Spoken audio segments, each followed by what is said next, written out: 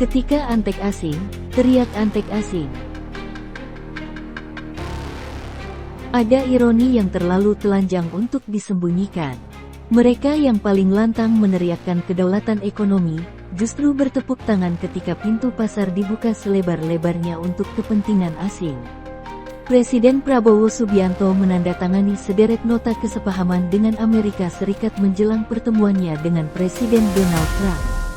Nilainya fantastis, 38,4 miliar dolar atau 650 triliun rupiah. Angka yang tampak gagah di atas kertas.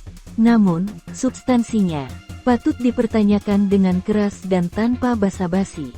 Mari kita luruskan logikanya. Ini bukan MOU Indonesia menjual produk unggulan ke Amerika. Ini bukan MOU transfer teknologi strategis. Ini bukan MOU pembangunan pabrik wafer atau pusat riset chip nasional. Ini adalah MOU Indonesia berbelanja. Indonesia membeli gandum, kedelai, jagung, kapas, kayu keras. Indonesia mengimpor. Indonesia menjadi demand side permanen. Apa yang dibanggakan dari menjadi pasar? Jika dibedah secara jujur, mayoritas kesepakatan berorientasi pada supply side Amerika dan demand side Indonesia.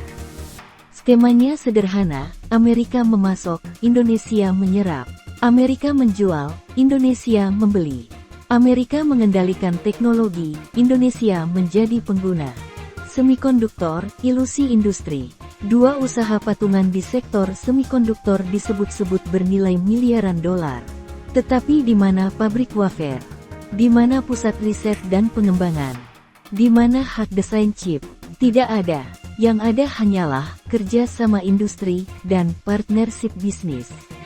Artinya jelas, Indonesia tetap menjadi konsumen teknologi. Kita membeli lisensi, membeli perangkat, membeli jasa. Kita tidak memiliki teknologi. Kita tidak menguasai desain. Kita tidak naik kelas dalam rantai nilai global. Kita hanya berpindah dari pembeli komoditas menjadi pembeli teknologi. Modernisasi macam apa ini? Energi dan mineral, pola lama yang diulang. Di sektor mineral kritis, nama Freeport McMoran kembali muncul. Di energi, Halliburton ikut masuk. Apakah ini terobosan? Tidak. Ini perpanjangan model ekstraksi lama, sumber daya alam Indonesia dikeruk, diproses dengan teknologi asing, dan margin besar mengalir ke luar negeri. Lebih jauh lagi, perpanjangan izin operasional tambang Grasberg melampaui 2041 hingga usia cadangan habis adalah pesan yang terang, emas Papua akan dikuras sampai titik terakhir. Kita mendapat royalti. Mereka menguasai value chain. Jika ini disebut keberanian geopolitik, maka keberanian itu adalah keberanian menyerahkan masa depan generasi berikutnya. Angka besar, manfaat kecil. 38,4 miliar dolar atau 650 rupiah triliun terdengar heroik. Namun angka besar tidak otomatis berarti manfaat besar. Jika komponennya didominasi impor komoditas pertanian, kontrak pasok, lisensi teknologi, dan jasa asing, maka implikasinya sederhana, devisa keluar. Ketergantungan meningkat, daya tawar melemah. Yang menguat justru neraca dagang Amerika. Yang naik justru pengaruh geopolitik Washington. Indonesia diposisikan sebagai market plus resource provider. Amerika sebagai teknologi owner dan controller.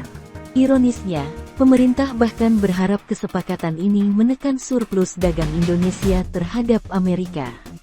Artinya, kita secara sadar berupaya mengurangi surplus sendiri demi keseimbangan.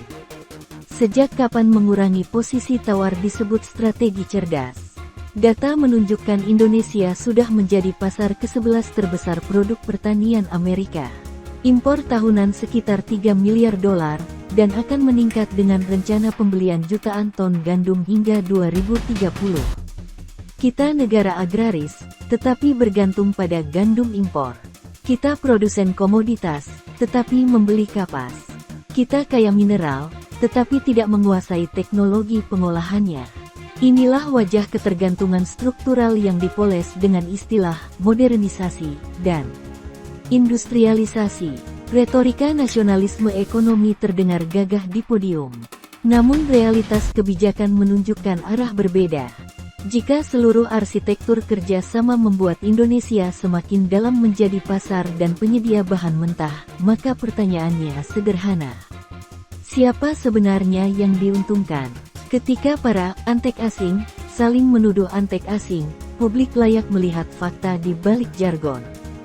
Jika hasil akhirnya adalah Amerika menjual lebih banyak, mengendalikan lebih besar, dan memetik margin lebih tinggi, sementara Indonesia terus membeli dan mengekspor bahan mentah, maka siapa yang sedang kita bela?